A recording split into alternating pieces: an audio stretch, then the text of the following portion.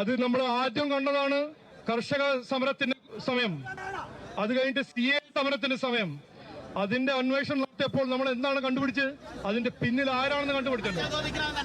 ഞാൻ ഇന്ന് പറയുന്നു, ഇന്നലെ ബഹുമാനപ്പെട്ട മുഖ്യമന്ത്രി, ഭരണഘടനയിൽ പ്രതിജ്ഞ എടുത്ത മുഖ്യമന്ത്രി അവിടെ പോയി നിയമം ലംഘിച്ചു, വയലേറ്റ് ചെയ്ത ലോസ്. വരാൻ പോകുന്ന ദിവസത്തിൽ അദ്ദേഹം മാപ്പ് പറയും. ഇതിന്റെ പിന്നിൽ ആരാണെന്ന് പുറത്തു വരുമ്പോൾ, ഈ ഗൂഢാലോചനന്റെ പിന്നിൽ ആരാണെന്ന് പുറത്തു വരുമ്പോൾ, അവിടെ ഇരിക്കുന്ന രാഹുൽ ഗാന്ധിയാണോ, പ്രിയങ്ക ഗാന്ധിയാണോ, VD സതീശനാണോ, മാപ്പ് ചോദിക്കും.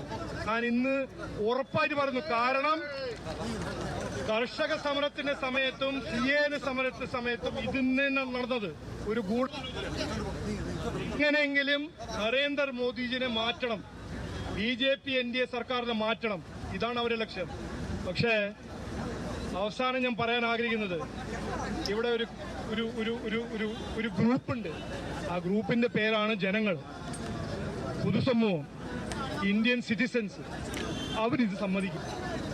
കോൺഗ്രസുകാർ എന്ത് നാടകം ചെയ്താലും, ഏത് ഗൂഢാലോചന ചെയ്താലും, ജമാഅത്തോ ചൈനയോ പാകിസ്ഥാനോ ആരുടെ പങ്കാളിയാക്കിയാലും ഈ നാടിന്റെ ജനങ്ങള് ഭാരത് മാതാ കി ജയ് എന്നും പറഞ്ഞിട്ട് ഈ നാടിനെ സംരക്ഷിക്കും, രാജ്യത്തിനെ സംരക്ഷിക്കും എന്ന് പറഞ്ഞ് വാക്ക് ചുരുക്കുന്നു. എല്ലാവർക്കും ഭാരത് മാതാ കി, ഭാരത് മാതാ കി.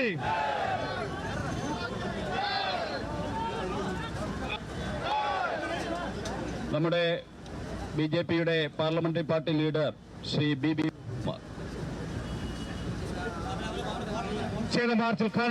പ്രധാനമന്ത്രിയുടെ വസതിക്ക് മുന്നിലെ പ്രതിഷേധത്തിൽ BJP ഇവിടെ പ്രതിഷേധിക്കുകയാണ്. അവർ KPCC ആസ്ഥാനത്തേക്ക് മാർച്ച് നടത്തുകയാണ്. BJP സംസ്ഥാന അധ്യക്ഷനും MLA യുമായ രാജീവ് ചന്ദ്രശേഖർ അടക്കം അതിൽ പങ്കെടുക്കുന്നുണ്ട്. എന്തായാലും ഇതിനു പിന്നിൽ ഗൂഢാലോചനയുണ്ട്.